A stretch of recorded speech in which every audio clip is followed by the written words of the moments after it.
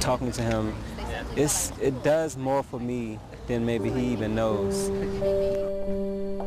Dr. Prasad is meeting Maurice for the first time, where she can put a face to the people she's trying to help. So we have a lot more work to do where it becomes a disease that's living with cancer or diabetes or any other chronic illness, because so many people are affected. I may not be the person who changes the world, but I want to inspire the mind that does so. I believe that I can be great. I believe I can live a long life. I wasn't supposed to be here now.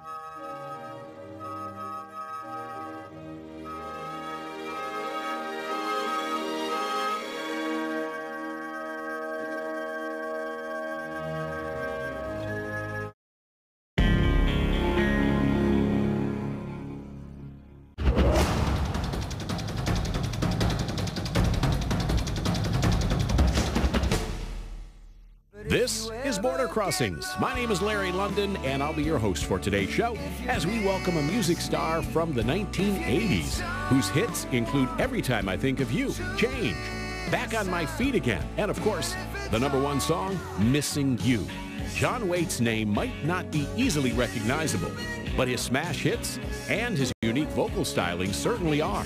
From his days with Bad English and the Babies to his own solo recordings, John Waite has toured with Ringo Starr and many other music giants. John's music has topped the U.S. and U.K. charts, and he's on tour today, and he joins us for a live performance and interview. Stay tuned for John Waite on today's Border Crossings. I'll put my heart on hold.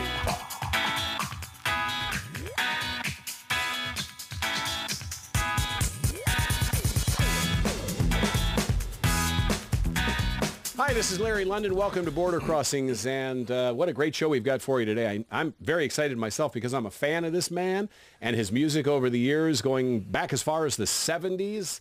And we welcome to D.C. and to Border Crossings and to the worldwide VOA audience, John Waite. Welcome to our studios. Oh, it's great to be here, Larry. Thanks. It's a pleasure to meet you in person.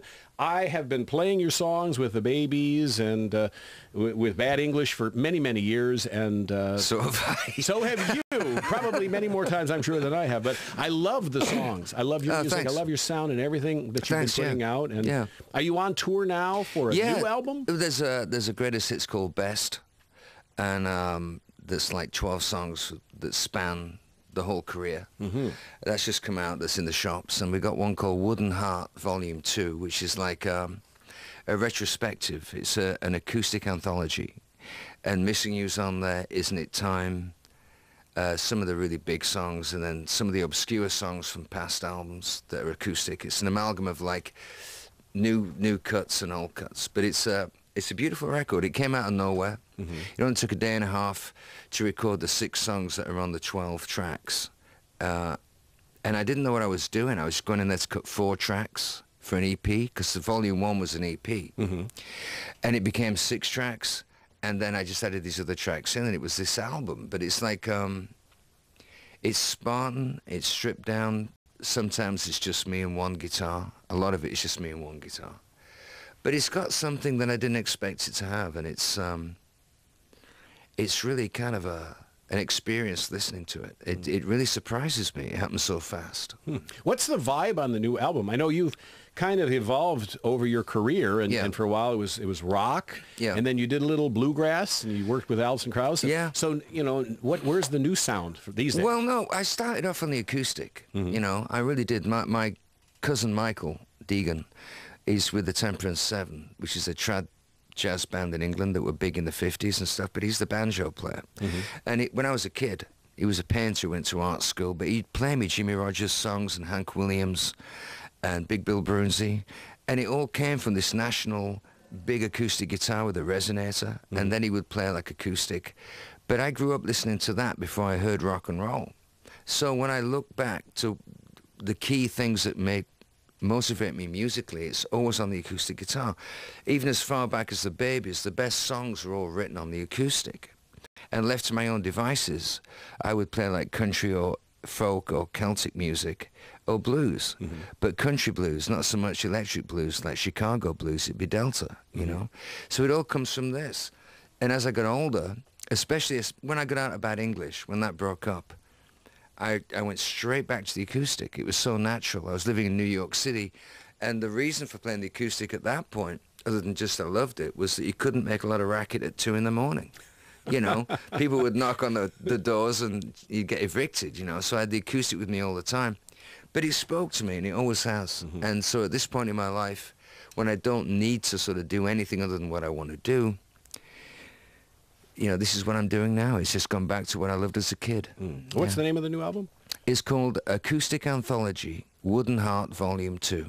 Excellent. Well, and that leads me to believe there's going to be Volume 3. Yeah, 4, no, 5. I mean, I'm already thinking about that. We got some downtime in November and December, and there's so many songs, you know. I mean, I got some of the songs that I want to recut from the Babies, like You. There's songs that are just beautiful songs I'd like to sort of update and just bring out without any orchestration or, like, backbeat. Just the acoustic, it speaks so truly, you know. I want to get back to that. And there's new songs I've written, and all of the new songs are like on the acoustic, but they're kind of rock songs.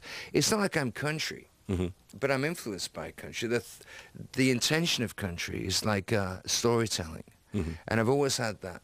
I've always been able to like tell a story in a song, and I didn't realize till recently that's where it came from. It's really an honest acquisition, you know. It's like something that happened to me as a kid. Cowboy songs, you know, Marty Robbins. They're all story songs, you know. Right. So the natural thing for me to do is tell stories. But it works on the acoustic, not so much on the electric. Yeah, there's not many storytelling guitar-based bands these days. I mean, you know, you have an artist like Ed Sheeran, for example. Yeah. He tells stories, plays the guitar. So it's You get great. it in country. You get it in country and you get it in bluegrass. But in rock's something else. Yes. Rock, unless you like Bob Seger, who can like...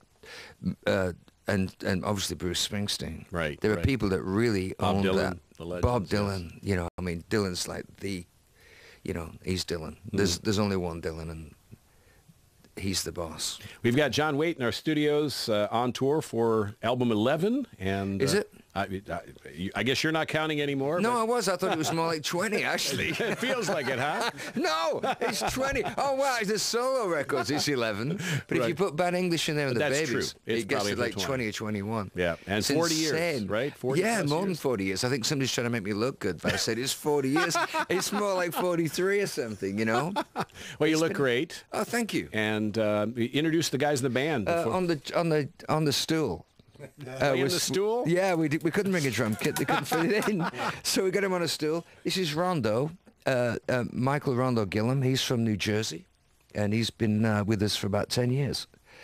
And here we have the man himself, the man in black. This on bass guitar from Philadelphia. We have Tim Hogan. And Mark Ricciardi, also the man in black, on the Martin D28.